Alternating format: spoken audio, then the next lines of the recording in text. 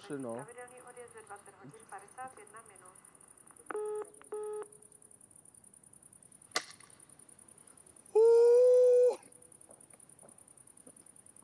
Proč nejede vlak? No. A proč je podzim? A proč zabili prase?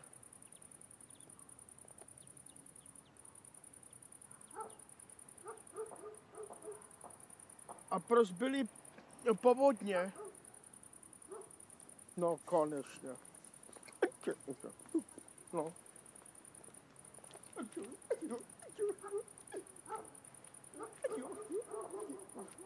Je to dobrý.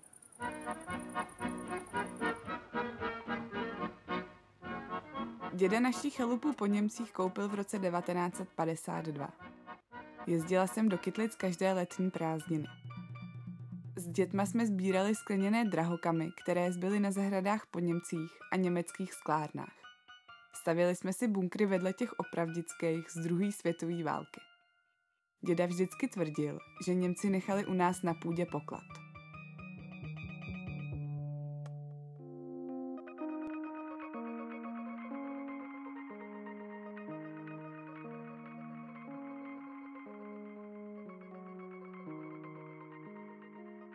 Chtěla jsem natočit film o hledání Němců a jejich pokladu. Jak ale natočit film o někom, kdo už tu není?